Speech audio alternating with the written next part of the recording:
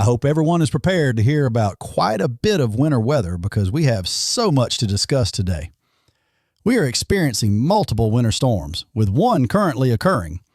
The lake effect snows are expected to get heavier, and I will provide details on that to begin this video. The next topic will be the upcoming winter storm risk, which will arrive in a day or so, covering a large portion of our country throughout the entire weekend. Additionally, we are monitoring another time frame for a winter storm risk that will begin in the plains and eventually make its way into the eastern United States. We will conclude the video by discussing this unusual weather pattern as we move into December. My name is Mitch, and I want to wish you all a happy Thanksgiving. I hope you are all doing wonderfully. I would like to express my gratitude to each of you. Your support has allowed me to share my passion for weather with all of you, and for that, I am sincerely thankful. If you have not yet subscribed, please do so. If you enjoy this video, give it a thumbs up. And if you have any prayer requests, feel free to share them in the comments below. Let us get started on this Thanksgiving morning. Snow is falling across much of the Great Lakes region. These are lake effect snow bands, and they are particularly heavy in upper Michigan, as well as in lower Michigan. We also have lake effect snow bands affecting areas along Lake Erie, especially between Buffalo and Erie, although Buffalo appears dry at the moment. We will need to observe how these snow bands change as we progress through the next 24 to 48 hours. There is an intense lake effect snow band moving off Lake Ontario into the Tug Hill Plateau, and this was expected to occur. I would like to bring our attention down to the Mid-South, where some returns are showing up on the radar. So, if you are located in northern Alabama, northern Mississippi, Tennessee, or the surrounding states, please let me know if you are seeing any flurries this morning. The global forecast system was hinting at this over the past few days, so I wouldn't be overly surprised. Let's keep moving forward. I want to focus on the next 2 to 2.5 days. This is based on the North American model, and we will start this off at 100 p.m. Central Time, which is 2 p.m. Eastern Time. We will keep this moving forward as we progress into the evening. We will observe these intense lake effect snow bands continuing in most of the same areas that are currently experiencing them this morning. As we move overnight into tomorrow morning, conditions will begin to calm down somewhat in the western lakes, like Lake Michigan and Lake Superior, although lake effect snow bands will still be present off Lake Huron and Lake Superior in Michigan. It seems these conditions are tapering off, but take a look at these banding features. There is a lake-to-lake connection occurring in this area, and we could start to see some snow in Buffalo as we approach tomorrow morning. However, one thing I am monitoring is that as we near tomorrow evening, some of this lake effect snow may escape its usual boundaries, moving a little further east, potentially bringing snow to Massachusetts. Southern New England has been quiet lately, featuring a calm start to winter in terms of winter weather. While it has been cold, we have not seen any dramatic early season winter weather. Some of these lake effect snow bands could stretch and break containment, reaching areas all the way to Albany and even the Berkshires. Scranton might also see some flurries late tomorrow night. We'll have to see if anything reaches New York City. We will continue monitoring this situation. Now, regarding snowfall totals over the next 48 hours, we are looking solely at lake effect snowfall. If you reside in this red area, expect over another foot of snow. In Marquette, we anticipate 8 to 9 inches. So, there is indeed a significant amount of snow on the way for these regions. Now let's move south into lower Michigan, where we have additional snowfall totals anticipated. In Detroit, expect about 1 inch, possibly half an inch. For Grand Rapids, around 1 to 2 inches is expected, while Kalamazoo may see 2 to 3 inches of snow. The further southeast or southwest you go in lower Michigan, we can expect more snowfall with this winter storm approaching in the next couple of days. Traverse City could receive an additional 5 to 6 inches. In northern lower Michigan, this area could see another 8 to 12 inches of snow. Moving down to Illinois and Indiana, another 1 to 2 inches may be possible in northern Indiana. Please keep me updated on what you observe in your areas. Additionally, northern Ohio, particularly Cleveland, could see about half a foot of snow by 1 a.m. Saturday. As you head up Interstate 90, you will encounter pockets where much more snow could accumulate, with totals ranging between 8 and 12 inches.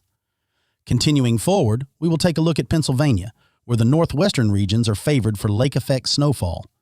Erie may receive an additional 5 to 6 inches of snow, while St. Mary's could see 3 to 4 inches. In Pittsburgh, you might only see 1/10 of an inch of snow, just enough to create a slight dusting. However, Jamestown is poised to be heavily impacted, with nearly 1.5 feet of snow expected before 1 a.m. Saturday. We can turn our attention north to the Buffalo area and the Tug Hill Plateau, with Rochester expecting 2 to 3 inches, while Buffalo may only see 1 inch. However, just south of Buffalo, there is a region known as the Southern Towns or South Towns, where several inches to over 1.5 feet of snow is likely. Watertown could receive 7 to 8 inches of snow, while Syracuse may see 9 to 10 inches. In the Finger Lakes area, maybe 1 to 2 inches are expected, but the Tug Hill Plateau in this reddish area could see over 1 foot of snow. Now, let us consider the next winter storm setup. I want to note that we have winter storm watches active in Montana and some winter weather advisories. The winter storm watches are indicated in teal, while the winter storm warnings are shown in pink. This storm will initially begin in the northern Rockies, but let's focus on the areas in question. These winter storm watches extend from parts of South Dakota all the way down into sections of Nebraska. For instance, Omaha is currently under winter storm watches, as well as Des Moines, with a substantial portion of Iowa being affected. In fact, the entire state of Iowa is under winter storm watches, except for a few counties in the southwestern regions. We even have winter storm watches extending down to St. Louis. It indicates a trend toward a more wintry scenario for you all with this upcoming storm. Winter storm watches are in place for Springfield and Chicago. You are right in the midst of these winter storm watches, extending up to Milwaukee, Madison, and Janesville. It does not extend all the way up to Minneapolis, but stops just south of there, including winter storm watches for Rochester. I also expect additional winter storm watches to be issued affecting more regions in Indiana and lower Michigan in the next 24 hours or so. I simply wanted to highlight that. We also have the North American model on standby, and we will soon switch over to the Euro for update. I plan to utilize this site for short-range models initially and then transition back to Weatherbell for longer-term forecast. I believe that's the best strategy for now, and I hope you will appreciate this approach. I hope you can clearly see the town names on the screen. We will start things off at 8 a.m. tomorrow morning Eastern Time. If you are in the Central Time Zone, adjust back by 1 hour. As we move forward into tomorrow afternoon, we anticipate a pretty intense banding feature. While it could start with a mixture of rain and snow, I expect that snow will dominate. Sioux Falls down to Omaha could begin seeing a wintry mix. However, conditions really start to develop as low pressure forms to the south. By around 9 or 10 p.m. tomorrow night, this is when that heavy band may truly set up. By 3 or 4 a.m. Saturday morning, let's forward this to daybreak. By then, around 7 or 8 a.m. on Saturday, snow will still be falling in the Dakotas and Montana, with some snow potentially reaching as far south as Denver. Although there's a dry patch here, we are expecting heavy, wet snow in Omaha and Lincoln. Will it start as snow in Omaha, or will there be fluctuations? For instance, take a look at the pink area. This signifies a wintry mix. Des Moines will likely experience all snow, similar to most of Iowa. However, a warm air intrusion has developed off this low pressure. As we look ahead, let's remain focused on the bigger picture and not get too lost in intricate details. By 8 or 9 a.m. Saturday morning, heavy snow will be approaching Milwaukee, Chicago, and Madison. In St. Louis, the situation is a bit tricky. In St. Louis, you might start off with a wintry mix, briefly transitioning to heavy wet snow.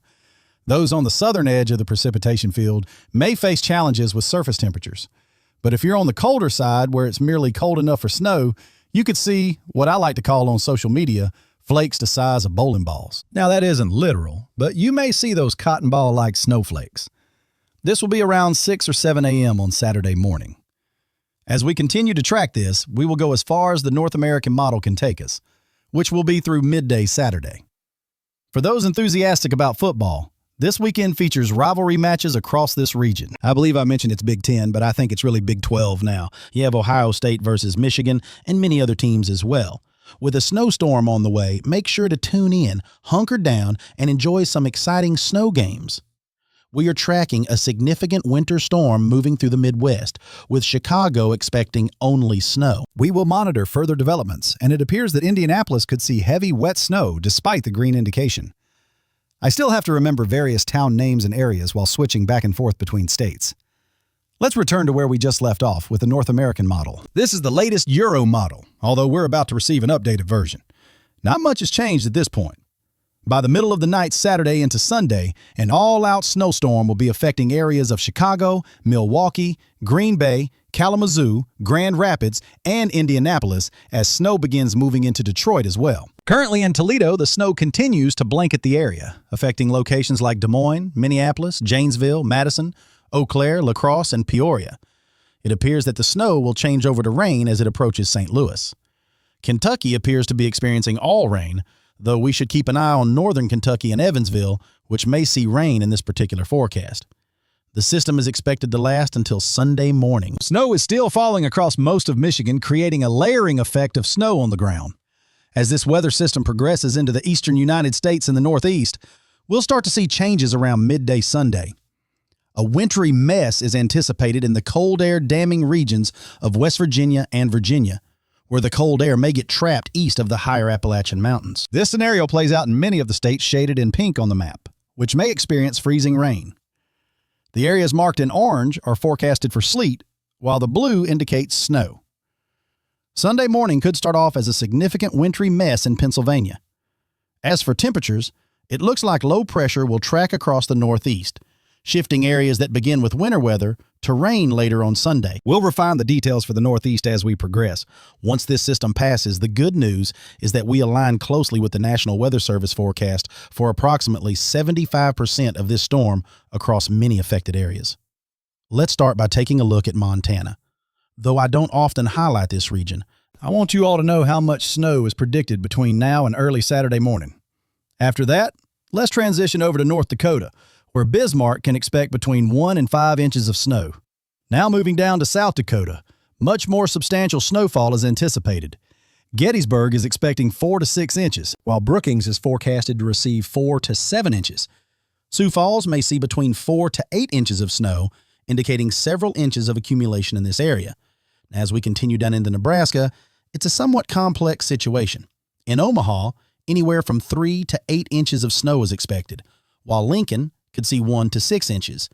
The totals could vary, as you could receive anywhere from an inch to several inches. Notably, the snowfall amounts will increase significantly if you head down Interstate 80 into Iowa. It's worth mentioning that eastern Nebraska may experience a high-impact winter storm, though there are uncertainties about mixing due to low pressure bringing in warmer air. Southern Minnesota is expected to get 1 to 5 inches of snow around Minneapolis, but as you head south along the interstate, it could exceed half a foot in the highlighted yellow areas. A significant amount of snow is predicted for the southern regions of the state. In Iowa, the entire state is forecasted to receive large amounts of snow, with Fort Dodge seeing between 9 and 16 inches, and Des Moines expecting between 5 and 12 inches between now and Saturday at 6 p.m. Most of Iowa seems likely to receive at least 5 inches of snow, except for the southwestern regions. In these areas, mixing with warmer air from nearby low pressure could lead to a combination of rain and wintry mix. In Dubuque, 7 to 11 inches of snow is expected, and Davenport is forecasted to receive 8 to 12 inches. In the Kansas City area and surrounding regions, northern Missouri is another tricky spot, where a few to several inches of snow could accumulate, particularly as you move up Interstate 35. Kansas City itself may only see up to an inch of accumulation at most, but this could change. Now, concerning the St. Louis area, it's a challenging situation, with an expected 2 to 4 inches of snow currently predicted. There's potential for a wintry mix as well, with some sleet and freezing rain, although significant mixing with this storm is not expected. The line appears to be blurred between rain and snow, with a little wintry mix likely to occur in the transition zone. For Quincy, 4 to 8 inches of snow is on the horizon. Feel free to pause the screen if you need to review these details. The St. Louis area, being a heavily populated region, has a forecast of 2 to 4 inches, and moving deeper into Illinois, there's plenty more to discuss. Peoria is anticipated to see 8 to 13 inches of snow. Bloomington may receive 6 to 11 inches, while Lincoln is expected to see 5 to 9 inches. In Effingham, snow totals could vary greatly, from 1 inch to 7 inches.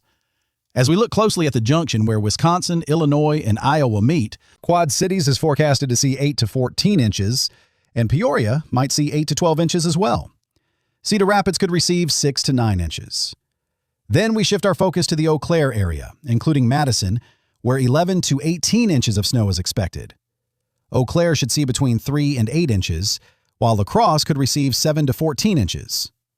This forecast remains active as we head into Saturday at 6 p.m., meaning it's likely we'll still be witnessing snowfall. Janesville is expected to accumulate 7 to 11 inches, with Madison forecasted to see between 6 and 10 inches. Then we take a look towards Chicago, where this forecast accounts for the entire storm period, reaching through Sunday at 6 a.m. Chicago is currently projected to see around 8 inches of snow. In Rockford, forecasts suggest about 10 inches, while Pontiac is expected to receive 9 inches, and Bloomington is also looking at 10 inches of snow. This has the makings of a pure snowstorm, which is exciting for those of you in the area. I must admit, I feel a bit envious of the snowfall you all will experience. Now in northern Indiana, South Bend is projected to receive between 11 and 17 inches. This is primarily due to a mix of snow today and what's on the way. For Logansport, the forecast is between 4 to 10 inches, while Marion might see 2 to 8 inches of snow. In Fort Wayne, you can expect 4 to 9 inches, and Benton Harbor in Michigan might see anywhere from 12 inches up to 18 inches of snowfall. Now, as we analyze the transition zones in Indiana, Indianapolis is set to see some variability too, possibly as little as a half an inch or even up to 6 inches.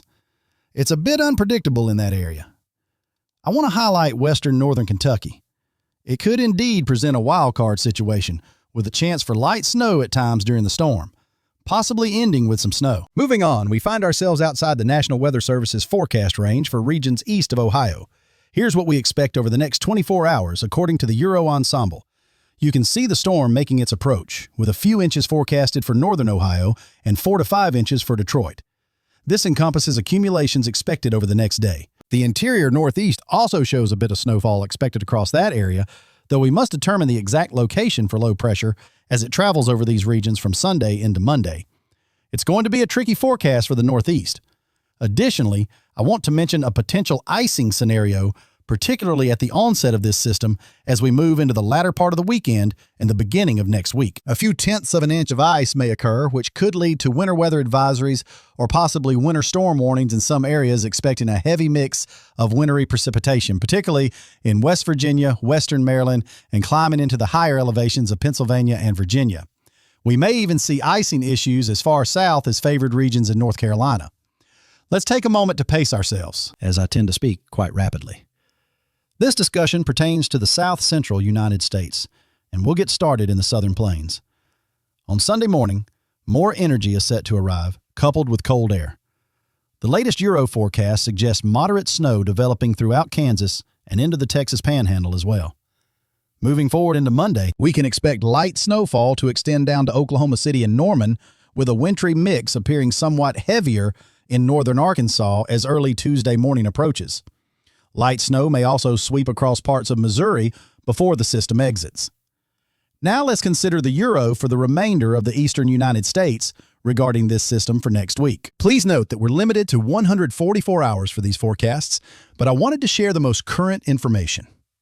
By Tuesday morning, the low pressure is already progressing across Alabama, and this does not present a favorable outlook for the Interstate 95 corridor, at least in the mid-Atlantic and southern regions. However, you will see this band of light to moderate snow developing across the Midwest, possibly layering on top of existing snow. It will stretch across the Ohio Valley, with pink areas indicating wintry mix situations. Heavy snow is predicted to occur behind the low pressure as cold air plunges into northern areas of Kentucky and northwestern Tennessee. Expect lighter snowfall in Indiana, Illinois, and Ohio regions. Then, of course, as this system strengthens within the cold air, we can anticipate a major winter storm affecting late Tuesday, covering the Ohio Valley, Kentucky, Ohio, West Virginia, Pennsylvania, and western Maryland. We anticipate a significant snowstorm to evolve Tuesday night, targeting southern New England, mixing in with regions like Long Island and New York City, which will lie right on the fringe of this winter weather. As we approach midnight Tuesday, we would have a full winter storm in place. Comparing this run with last night's, we see few significant changes, although this latest run indicates colder temperatures. Now, turning back to the GFS model, we find a more aggressive approach during the initial stages of this system. There is forecasted winter weather, likely prompting winter weather advisories across Kansas. We have a band of heavier snow anticipated for Monday afternoon, affecting northern Missouri, with snow also dropping further into Oklahoma and a wintry mix developing in central and northern Arkansas. Additionally, freezing rain is indicated in the peak areas, while sleet is represented by the orange. There is a strong likelihood of a considerable winter weather event developing across Arkansas and western Tennessee as we near Monday evening. It's worth noting that the GFS model is notably more assertive concerning conditions in the southern plains. Looking at the GFS for the remainder of the eastern United States, similarly, it shows low pressure traversing the deep south, depicting a much stronger winter weather situation. However, I will say that the Euro model has shifted somewhat in alignment with the GFS, as the Euro was initially more subdued, but is now moving closer towards a more robust system in terms of precipitation. Lastly, we anticipate icing in the pink areas, along with heavy snow potentially starting as snow around Washington, D.C. However, it indicates a stronger winter weather event on the way. I want to point out that the European model has leaned slightly towards the global forecast system. Initially, the European model suggested a more subdued system, but now it aligns better with a more robust forecast regarding precipitation. By robust, I mean increased amounts of precipitation. We have icing represented in pink, and this indicates heavy snowfall. We might even start out with snow in Washington, D.C. Baltimore. While this isn't a forecast, we observe a system with a pressure reading of 994 millibars near the coast of the mid-Atlantic and southern New England, which could bring significant precipitation. This rain is greatly needed in the southeast. However, I don't anticipate this becoming an extensive winter weather event for that region. We should keep an eye on Tennessee and Kentucky areas, as there certainly is a notable winter storm brewing. As we approach Tuesday evening, we might see some snowy conditions in the Cumberland Plateau and the mountains of Tennessee and North Carolina. We will keep a close watch on this development. There is quite a bit to cover today, everyone.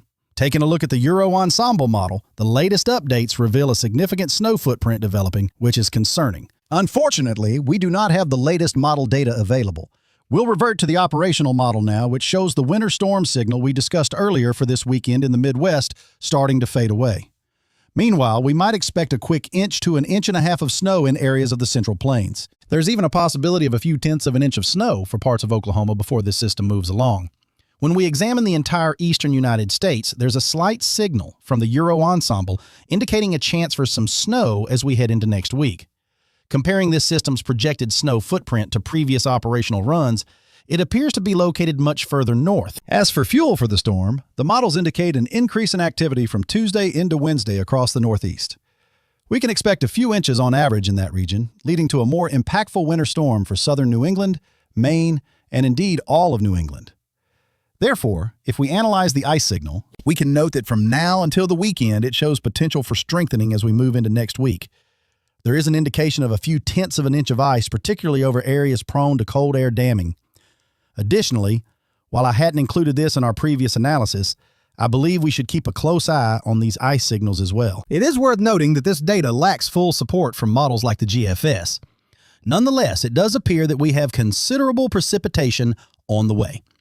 This is a depiction from the Euro Ensemble illustrating the total precipitation expected in the next 10 days. For those on the warmer side of this system, much-needed rain is indeed coming. To summarize, everyone, the upcoming weather pattern resembles quite an enigma. The sprawling blue area covering the eastern United States shows our cold air trough, which is currently impacting many regions.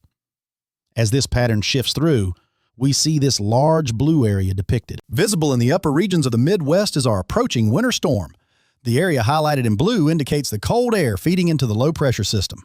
If we examine this, we can identify the storm system itself and recognize that it will introduce some of its own cold air as well. This cold air feeder is integral to the system. Moving beyond this, we're now venturing into next week.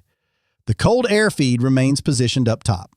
We can still see a stream of cold air edging into this region, while the depression depicted in blue indicates an emerging storm system. While this cold air might not forcefully suppress the system's growth, a notable trough over Canada, which includes a fragment of the polar vortex, is contributing to this shift in the low-pressure system indicated in blue. This indeed describes the system we anticipate for next week. As for what follows, The forecast indicates a possible signal for another trough returning in about 7 to 10 days. You can observe the extension displayed here. I am keen to monitor this development as it may usher in a wave of cold air as we approach next weekend. However, I advise against getting too far ahead of ourselves as we still have numerous details to consider right in front of us. Reviewing temperature averages, you'll note that the blue and green shades represent colder conditions. The warmer hues, reds, oranges, yellows, signify temperatures that are warmer than average. While not necessarily warm, they indicate increased temperatures relative to the norm. Observing Saturday's forecast, we'll see below-average conditions across the eastern United States due to the residual effects of a recently passed cold front. As we transition into Monday, we anticipate the arrival of another surge of Arctic air. It should filter through the eastern United States. Initially, we thought early next week would bring warm conditions to the southeast, but that outlook has shifted. While there may be 1 or 2 days of moderate warmth, it won't truly be warm.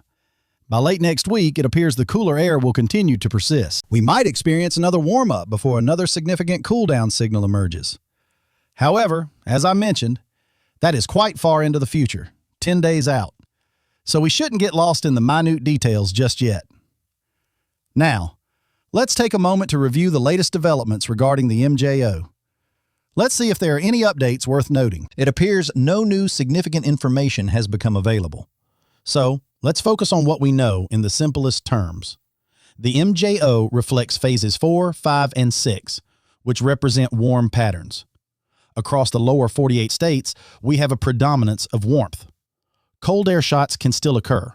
Phases 8, 1, and 2 represent the colder patterns. In Phase 7, certain areas might experience warmth, while others feel cooler. Phases 3 and 6, 5 and 4 are warmer phases, whereas 8, 1, and 2 are associated with colder conditions. Now, where do we stand and what's our anticipated direction? Today is the 27th, which coincides with Thanksgiving.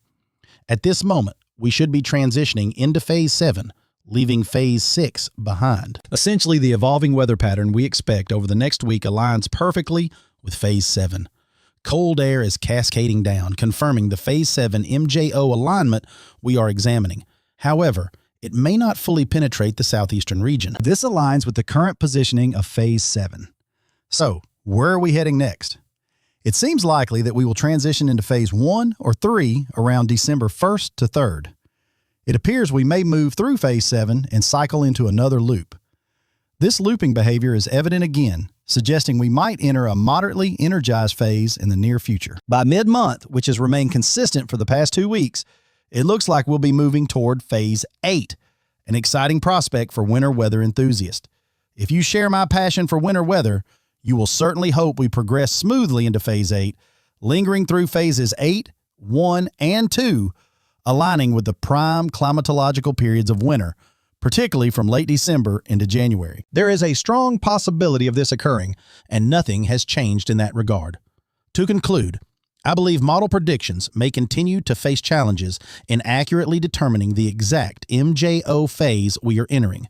However, we are likely transitioning toward Phase 8. This phase supports what could be a compelling and eventful latter half of December.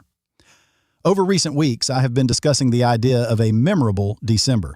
The fluctuations we have seen remain relevant, and this scenario is still viable. We are effectively ushering in December with weather activity on the horizon. As we bring November to a close with the impending Midwest winter storm, it serves as a transition indicating considerable changes ahead. Thank you all for tuning in today. We will connect again tonight, wishing everyone a heartfelt Thanksgiving. I'm profoundly grateful for each of you. And now, just a quick reminder, we have a Bible devotion to share. I must mention it lest I overlook it, as it's essential. Today's passage is from 1 Chronicles 16, verse 34, simply stating, "Give thanks to the Lord, for he is good. His faithful love endures forever." This perfectly resonates with the sentiments of Thanksgiving. We ought to give thanks in both good times and difficult moments. One truth is that he remains aware of our needs, even when we may overlook ourselves. I am eternally grateful that we serve a God who has already accounted for our missteps and recalibrations. He has set paths before us to align with his purpose. His love for us is unfathomable. In closing, I want to express my gratitude for this, as we all navigate our earthly desires that often steer us away from his will. It is crucial to continually pray for His proximity in our lives and take the necessary steps to cultivate that relationship. Thank you all for joining today. May God bless each of you. I hope you enjoy a lovely day, and I look forward to our next conversation.